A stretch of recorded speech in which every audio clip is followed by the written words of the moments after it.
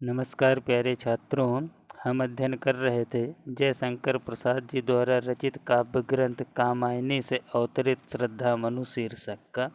इसके पहले भाग में मैंने आप लोगों को बताया कि किस प्रकार से श्रद्धा और मनु के बीच में वार्तालाप होता है। ठीक है, उसी वार्तालाप के आगे की जो पंक्तियां हैं अब मैं इस वीडियो में आपको बताऊंगा कि किस प्रकार से मानवता के विकास में श्रद्धा और मनु का क्या योगदान है। ठीक है बच्चों, उस वीडियो के आगे से देखना शुरू करते हैं।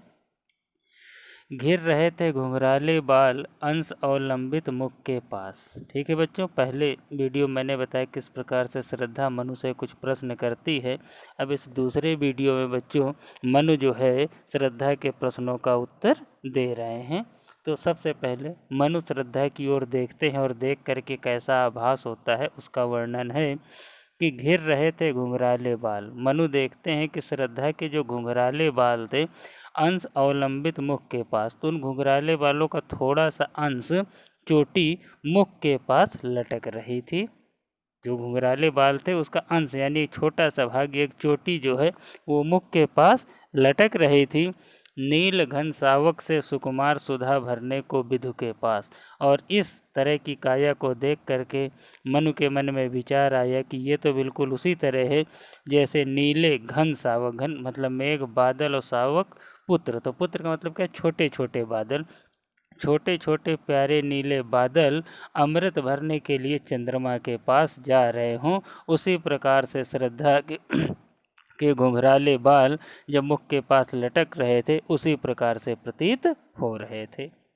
ठीक बच्चों, और उस मुख पर वह मुस्कान रक्त किसले पर ले विश्राम, अरुण की एक किरण अम्लान अधिक अलसाई हो अभिराम। देखिए बच्चों, इस पूरे स्टेंजा को एक साथ जोड़ते हैं। और उस समय श्रद्धा के मुख पर जो मुस्कान थी कैसी लग रही थी, उनकी काया के ऊपर मुख पर मुस्कान को देख करके मनु को कैसा लगा कि जैसे अरुण की एक किरण अम्लान, अरुण सूर्य की एक किरण जो कि अलसाई हुई किसी कोपलों पर आकर के विश्राम कर रही हो और उस क्षेत्र को रक्तमय या लालिमा से भर दे। इस प्रकार से श्रद्धा के होठों पर मुस्कान प्रदर्शित हो रही थी या अलौकिक हो रही थी कि सूर्य की प्रातःकालीन प्रकाश की किरणें कोपलों पर विश्राम कर रही हों और वहाँ के माहौल को रक्त रंजित कर रही हों या लालिमा से परिपूर्ण कर रही हों। कहा मनु ने नभ धरण बीज, बना जीवन रहस्य निरूपाय। अब यहाँ से मनु ने बोलना प्रारंभ किया। अभी तक अपने मन में सोच रहा था। क्या कहा मनु ने कि नभ धरणी के बीच, नभ अंबर धरणी पृथ्वी, इसके बीच बना जीवन रहस्य निरूपाय, कि इसके बीच में तो मेरा जीवन एकदम रहस्यमय हो गया है। मुझे यही नहीं पता है कि भविष्य क्या है। मेरा जीवन अंतरिक्ष, आकाश और धरती के बीच में रहस्यमय होकर रह गया है। एक उल्का सा जलता भ्रांत, उल्का जैसे टूटा हुआ तारा ब्रह्मांड में उन्मुक्त रूप से घूमता रहता है बिना लक्ष्य के इधर उधर। तो मनु कहते हैं कि मैं बिल्कुल एक उल्का सा पिंड, उल्का पिंड जैसा जलता हुआ इधर उधर फिर रहा हूँ, शून्य में फिरता हूँ असहाय। इस पूरे ब्रह्मांड में ऐसे ही घूम रहा हूँ, बिना लक्ष्य के इधर उधर घूम रहा हूँ। कौन हो तुम बसंत के दूत। फिर मनु बोलते हैं कि मैं तो एकदम शून्य में घूम रहा हूँ, लेकिन तुम्हें देख कर के ऐसा लग रहा है जैसे तुम कोई बसंत के दूत हो। ठीक है बच्चों, मतलब मनु अब श्रद्धा को संबोधित करते हुए कह रहे हैं कि तुम्हें देखकर लग रहा है जैसे तुम बसंत के दूत हो। बसंत मन को मोहने वाला मौसम होता है, यानी कि मनु के हृदय में भी कुछ प्रसन्नता के भाव जगे हैं। तभी मनु जो है श्रद्धा से कह रहे हैं कि कौन हो तुम, तुम्हें देख करके तो ऐसा लग रहा है जैसे तुम बसंत के दूत हो। विरस पतझड़ में अति सुकुमार, चारों तरफ विरस मतलब रसहीन, कोई आनंद ही नहीं है, पतझड़ ही पतझड़ है, उसमें भी तुम अति सुंदर प्रतीत हो रहे हो। घन तिमिर में चपला की रेख, घनघोर अंधेरा है, चपला उसमें प्रकाश, चपला मतलब प्रकाश और रेख मतलब रेखा, कि घोर अंधेरे में ऐसा प्रतीत हो रहा है जैसे तुम एक प्रकाश की रेखा हो। मतलब मनु को आभास था कि अब चारों तरफ सिर्फ अंधकार है, लेकिन जब से तुमको देखा तो आभास हो रहा है कि नहीं, प्रकाश की कोई ना कोई किरण अभी भी है। तो मनु कह रहे हैं कि घन तिमिर में चपला की रेख, घनघोर अंधेरे में भी तुम एक प्रकाश की रेखा के समान प्रदर्शित हो रही हो, दिखाई दे रही हो। तपन में शीतल मंद बयार, तपन जब बहुत ही शरीर तप रहा होता है, तब अगर मंद बयार हल्की सी हवा का झोंका भी आता है तो मन को बहुत आनंदित करता है। तो उसी प्रकार से मनु कह रहे हैं कि एक दुख में जिस प्रकार से गर्मी में मंद बयार हल्की हवा भी आनंद को प्रदान करती है, उसी प्रकार से मैं एक उल्का पिंड की तरह इस ब्रह्मांड में नीरस घूम रहा हूँ, किंतु तुम्हें देख करके मुझे आनंद की अनुभूति हो रही है। लगा कहने आगंतुक व्यक्ति, आगंतुक आने वाला श्रद्धा आई है। जब मनु के इन शब्दों को सुनी श्रद्धा, तो श्रद्धा ने कहना शुरू किया, मिटाता उत्कंठा सविशेष, कि उस मनु के मन में जितने भी प्रश्न उठ रहे थे उन सभी प्रश्नों को मिटाते हुए दे रहा हो कोकिल सानंद सुमन को ज्यों मधुमय संदेश।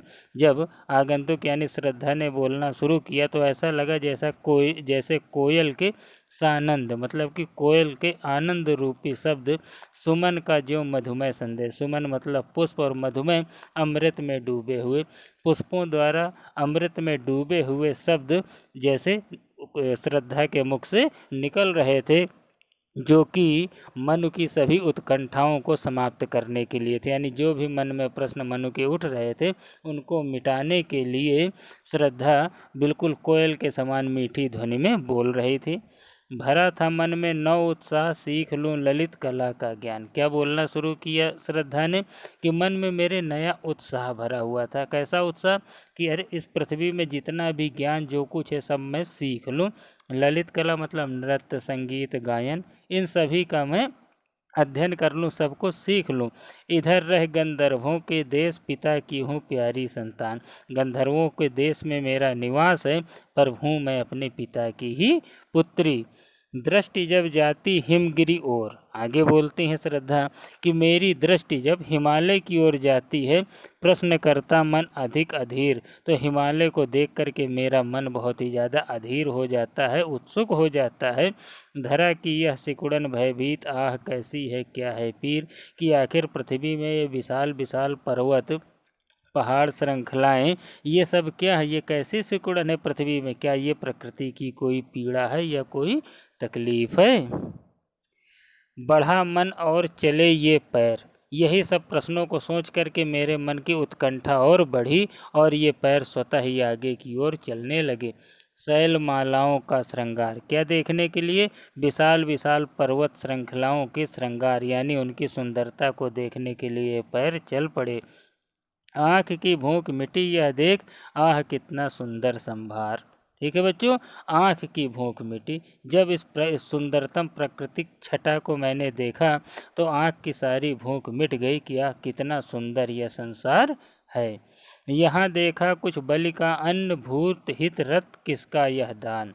बलि का अन्न का मतलब होता है बच्चों, इंसान कुछ ना कुछ दान करता है, जीव जंतुओं के लिए भोजन का दान करता है। जैसे कि हम लोग किसी को कुछ खाने के लिए दे देते हैं, वही है यहाँ देखा कुछ बलि का अन्न। यहाँ पर मैंने जो है दूसरों के लिए भी अन्न का दान करते हुए देखा।